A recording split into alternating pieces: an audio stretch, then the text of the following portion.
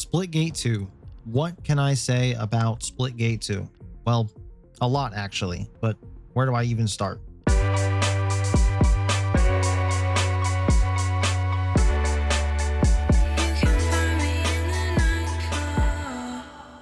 Hey guys, Nightfall here, and I've been holding off my full review of this game due to some of the issues the game had and stopping me from getting what I would consider enough playtime to make an accurate review and final decision on this game, but I feel like I'm finally ready to make this video. So let me first start by saying this is my own personal opinion of this game.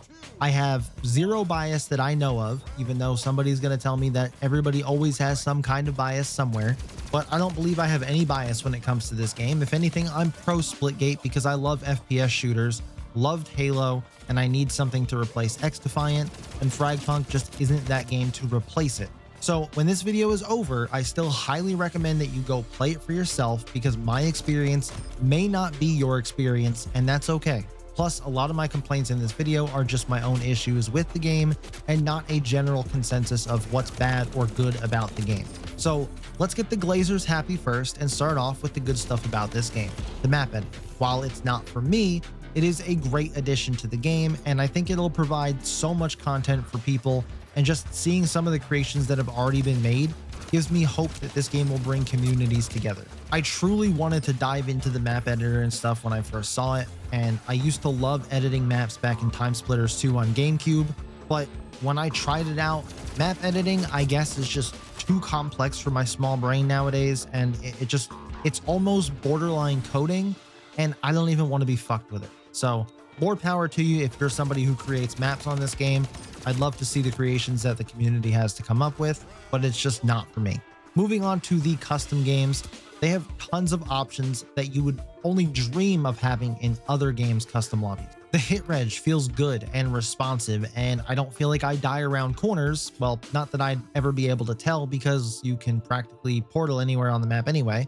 But now here's the part where most of the glazing ends and the criticism begins. So I once again am warning you, if you don't like negative feedback or criticism on your beloved game, I suggest you leave now.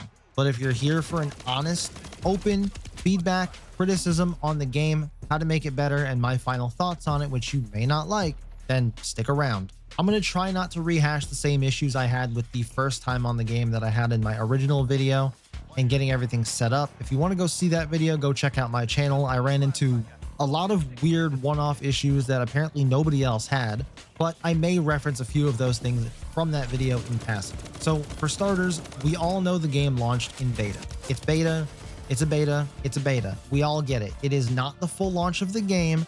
It is just the beta. That aside, it is not an excuse, and it wasn't a very good start. And despite the progress they've made thus far, which I have to say, another good thing about this team is they've been very transparent. And not only are they putting out just statements in Discord and Twitter, they're putting out video statements, putting a face to the issue, and I respect that. However, first impressions remain a huge deal for a game's success, especially in this day and age. We've seen games come and we've seen them go. And unfortunately, releasing just before Memorial Day weekend, when tons of people will be off of school and work for an extra day, they fumbled the bag with this one. The silver lining in all of this is they haven't significantly dropped off after the first few days like most games typically do. In fact, they've almost held about 75% of their concurrent player base. The problem is that the concurrent player base peaked at around 12,000 players on Steam, and I'm guessing somewhere in that ballpark on consoles as well. And while that's not a knock at the game, because I'd say there's probably a peak concurrent around 40K across all platforms, that's a decent sized number of players if they can sustain it. And that's a big if. Truly, I want this game to succeed because I do have some fun when I play it now that things are actually leveling up and progressing as they should be, but I do have my own few issues with the gameplay and just the game in general though. And these may be small issues and not felt across a majority of players, and overall here, I'm just giving my opinion on the game. So let's just dive right into it. The hit marker sounds don't sound all that satisfying, or as today's kids would tell you, it's just not giving me that dopamine rush. The kill confirm sound effect, along with the hit markers, gets drowned out a lot by the overall gunfire, especially if you're being shot at. The ARs feel way too underpowered. Either that or the time to kill is now way too high.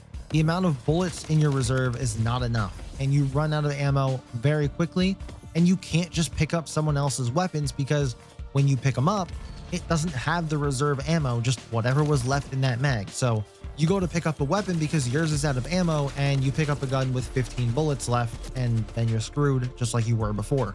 And this is going to become a huge issue when people want to start playing the meta weapons, and anyone who uses anything other than that isn't going to be able to get ammo for their weapon.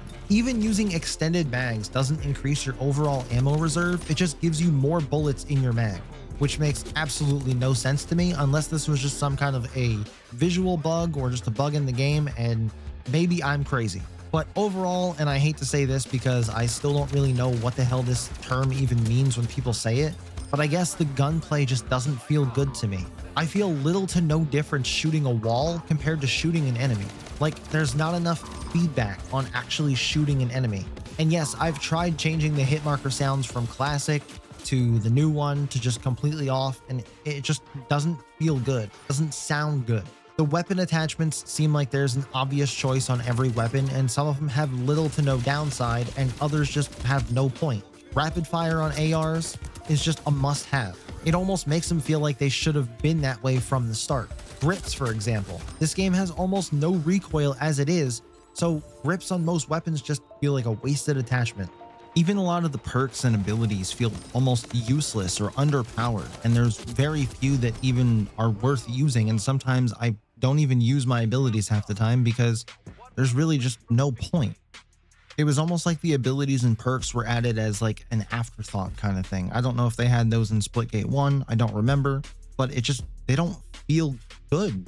Like, I know I keep saying a lot of things don't feel good, but they don't feel good. Sorry. Another thing, I've never been and never will be a fan of weapons and attachments being locked behind an XP wall, especially the weapon. Even in X Defiant, I wasn't a fan of attachments being locked behind an XP wall, and I made that known early on comparing it to COD, and one of the main reasons why I never got into COD.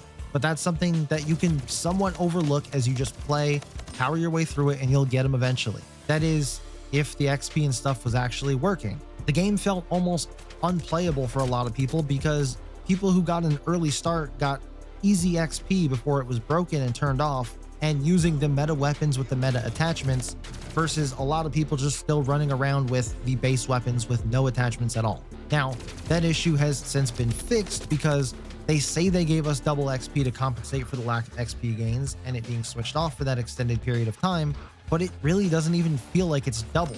Not that I know anyway, because didn't really know what single XP felt like for more than a couple hours. But for example, with my pistol, I used that for an entire match and dropped 25 kills and only got 750 XP. That doesn't seem like double XP to me, and if it is, it's not enough. Another thing I don't like is how the rounds are split up just in the game. It just ruins momentum and breaks up the flow of the game in my opinion, and overall just not a fan. I don't want to play 3 games of TDM first to 20 in a row. It just makes no sense to me. And with the tiebreaker being a no respawn kind of mode, there needs to be a break in between that. Like, it needs to be more pronounced, more stated. I know the announcer states it and it pops up on your screen, but a lot of people turn the announcer off and it only pops up on the screen for a brief second and it's not very prominent. I think there's only been one game where I've actually been able to play and understand that, oh shit, I don't respawn, so I need to play a little bit different. And who knows, maybe that's just a me thing. Maybe I'm not paying attention. I don't know. But I think it needs to be just a bolder statement. It needs to be more announced that this is a non-respawn mode or non-respawn round, whatever. And now for a really hot take that a lot of people are complaining they took a lot of the portal play out of the game from the first one, I'm going to argue that I think there's still too many places to portal. A lot of these maps feel repetitive and non-distinct from one another, and they just don't play great, and I think they're using the portals as a crutch to make the maps better than what they are. Even a lot of the spawns are Call of Duty level bad. And maybe I've been spoiled by some of the maps on X Defiant, and say what you will about X Defiant, but the maps were on point with that game. So maybe I've been spoiled by those maps, who knows, but these ones just don't feel great. Now I want to take a second to talk about everyone's favorite topic when it comes to just about any game, and that's aim assist. Yes, I am a controller player on PC, crucify me later, but That's just what it is. It's the truth. Mouse and keyboard players would have you believe that aim assist is the fucking devil's work and it's just not needed in a competitive shooter, but I completely disagree. Aim assist is a balancing tool given to controller players so that they can compete on the same level as mouse and keyboard players. And in a game like Splitgate, where you're having both inputs play against one another, it's definitely needed. And the aim assist in this game is severely lacking given the amount of movement that this game offers. I went into a custom lobby with a single bot and just messed around and saw how strong the aim assist was, and it's almost to the point where it's non-existent. Fragpunk is a good example of what happens when you don't give controller players aim assist, and I'd hate to see the same thing happen to this game. So my recommendation would be turn up the aim assist a little bit. You don't have to jack it all the way up, but it does need to have some visible aim assist. Now, that's just some of the gameplay and the mechanics that I personally don't like. Now, a huge issue that I think is going to be one of the top drivers for this game's failure if they don't turn things around is the skins. The issues a lot of people had with a game like X-Defiant where the skins just didn't look great.